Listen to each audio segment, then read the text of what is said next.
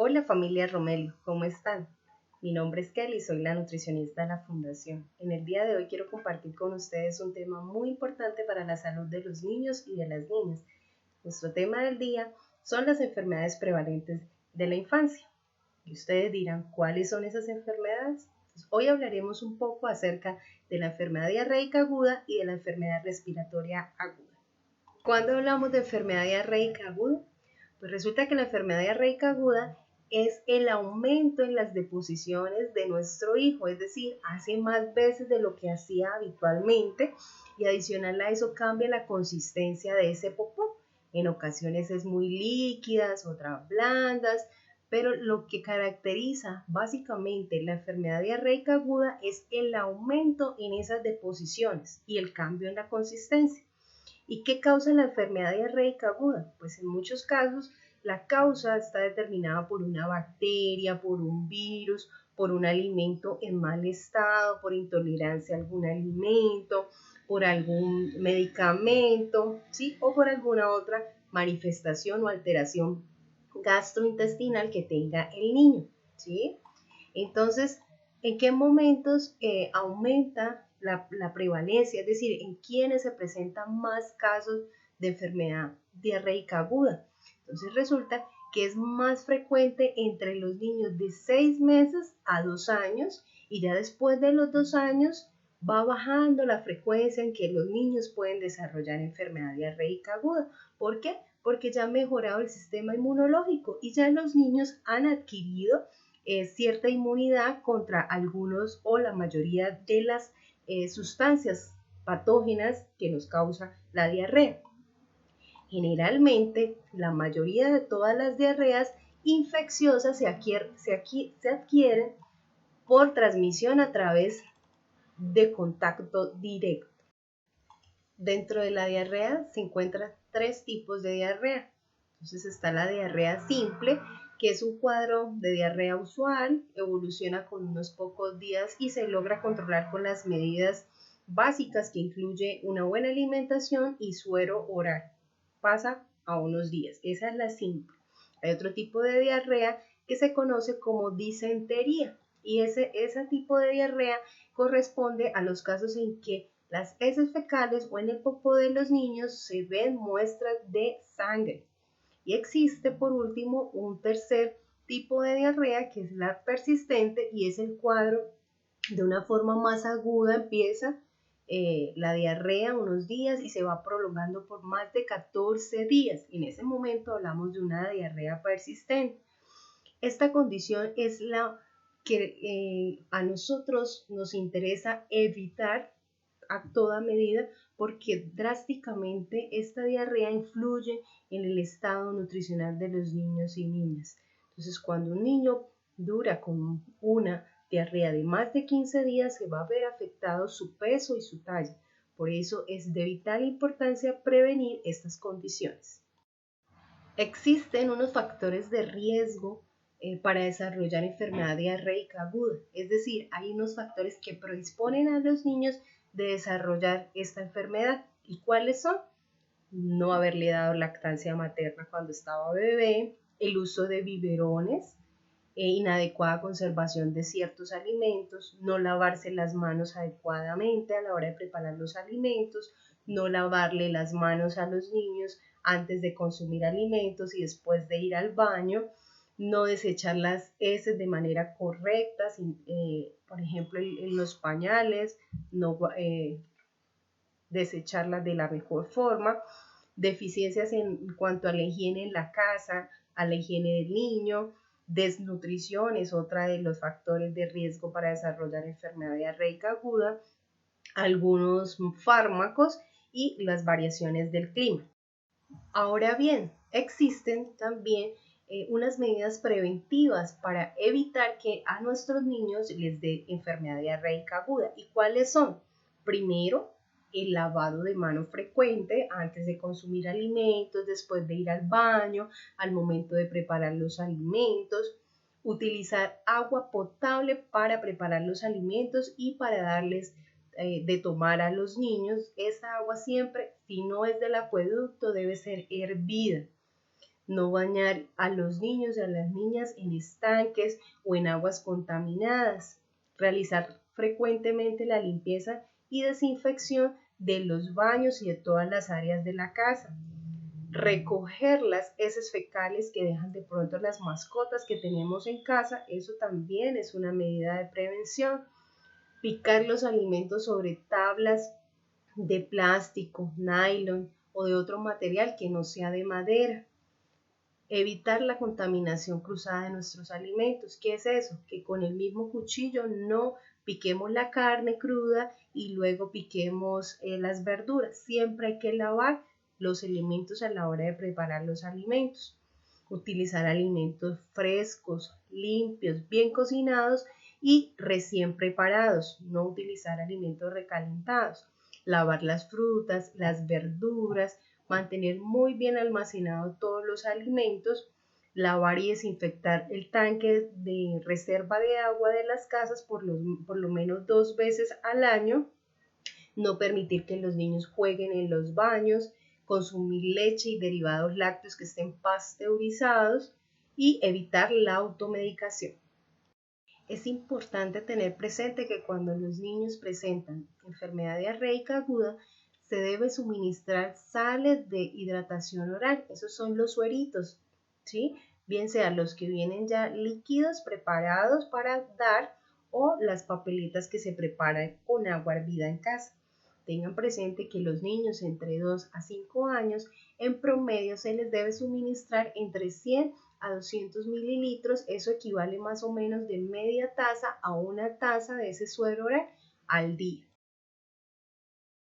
Tenemos las enfermedades respiratorias agudas, que son un proceso infeccioso que se puede originar o puede generarse en cualquier parte de la vía respiratoria, es decir, se puede ver afectado la nariz, los oídos, la laringe, la faringe o la tráquea, los bronquios, inclusive los pulmones.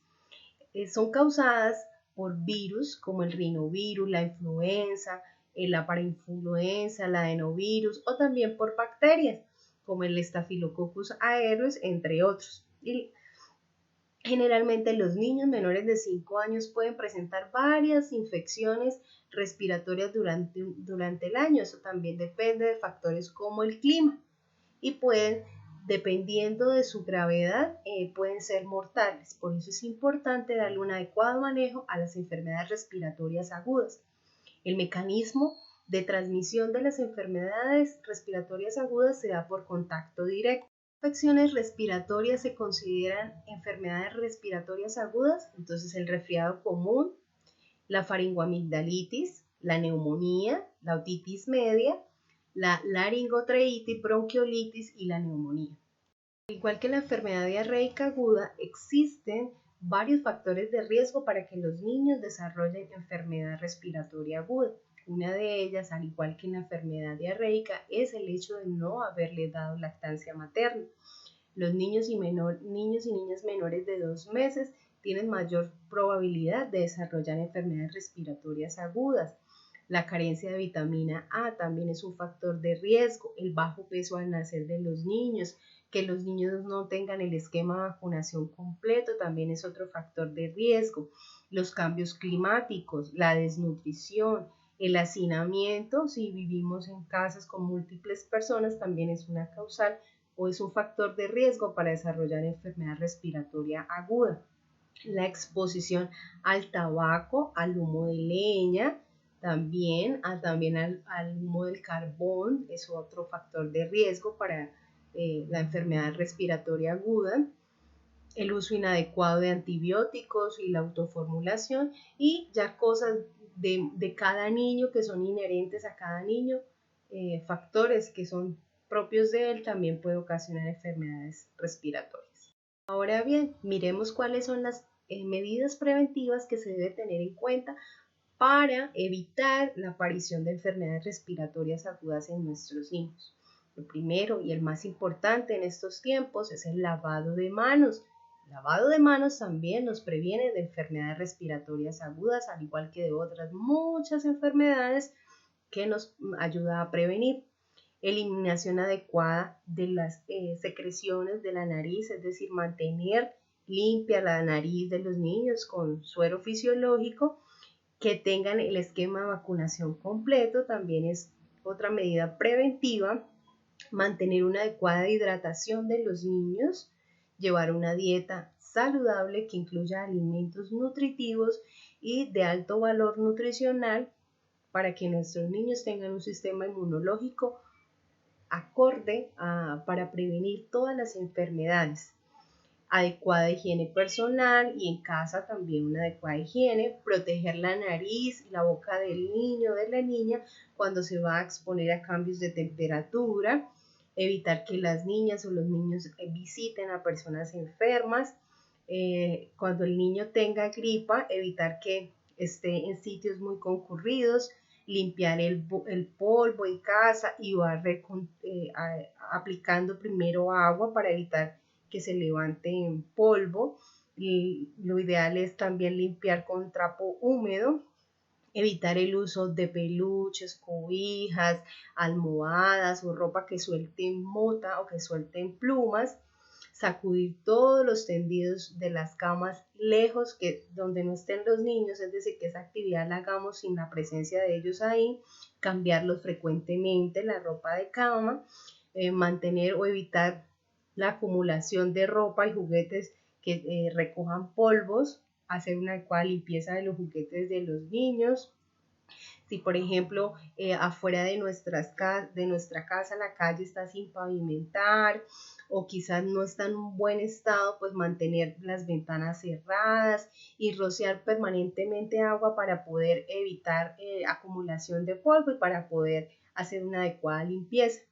Revisar que en casa no haya filtraciones o signos de humedad en alguna de nuestras paredes, ¿sí? Y hacer pues los arreglos que se requieran. Evitar cocinar con leña o con otro material vegetal, ¿sí? Dentro de la casa. No fumar en presencia de los niños y lavar y desinfectar muy bien todos los elementos de los niños, los juguetes, el mobiliario, limpiar muy bien la cama, mantener toda una adecuada limpieza en la casa. También existen unos factores protectores, es decir, que van a proteger al niño de no desarrollar estas enfermedades prevalentes. ¿Cuáles son? La lactancia materna, exclusiva a los 6 primeros meses de vida y complementaria hasta los 2 años. La alimentación complementaria adecuada, es decir, iniciar a los 6 meses con los alimentos en cantidad necesaria para los niños, ¿sí? Mantenerles una alimentación nutritiva, saludable, rica en frutas y en verduras, adecuada higiene tanto de los niños como de todo su entorno, todo el aseo de la casa, tenerles el esquema de vacunación completo, un saneamiento ambiental, una adecuada conservación de alimentos, son uno de los factores relacionados para la prevención de las enfermedades prevalentes de la infancia. Existen unos signos de alarma de estas enfermedades. ¿Cuáles son? Entonces, el niño no puede comer o beber alimentos o lo vomita todo, ¿sí? Aumenta la frecuencia respiratoria a pesar de tener la nariz destapada, dolor de oído, fiebre mayor de 39 grados centígrados, presencia de convulsiones. El niño normalmente se ve somnoliento, no se quiere levantar de la cama, no se despierta con facilidad, no quiere hacer ninguna actividad, prefiere estar quietico por ahí sentadito o acostado. Al respirar presenta ruidos extraños o silbidos en el pecho. Hace deposiciones con sangre o moco, ¿sí? Eso es muy importante. No sonríe, no juega, no quiere hacer absolutamente nada en un periodo de tiempo, vómito frecuente, más de 3 en una hora, orina en poca cantidad, tiene distensión abdominal, es decir, su estómago lo tiene hinchadito, presenta dolor, se queja, tiene dolor de estómago que continúa entre un episodio de diarrea y otro. Es importante tener en cuenta que no debemos ofrecer alimentos con alto contenido de azúcar y los alimentos que debemos preparar deben ser frescos, frutas tipo guayaba, manzana, pera. Le podemos suministrar verduras o tubérculos como la uyama, la papa, la yuca, ¿sí?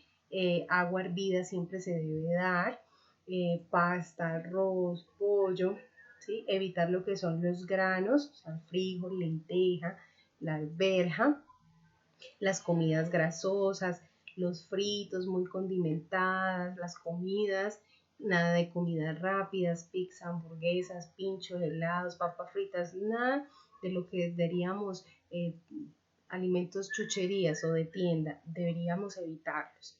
Estimular al niño o a la niña para que coma, como mediante un cuento, títeres, porque en esos periodos los niños se vuelven inapetentes y no van a querer recibir ciertos alimentos. Entonces hay que de manera creativa y con amor estimularlos para que nos consuman los alimentos. Cuando el niño o niña ya se haya recuperado, hay que ofrecer una mayor cantidad de alimentos y con más frecuencia. Entonces darle un desayuno, media mañana, almuerzo, media tarde y de ser posible una cena. Por lo menos unos días posteriores, 2 semanas posteriores, para favorecer la recuperación nutricional del niño.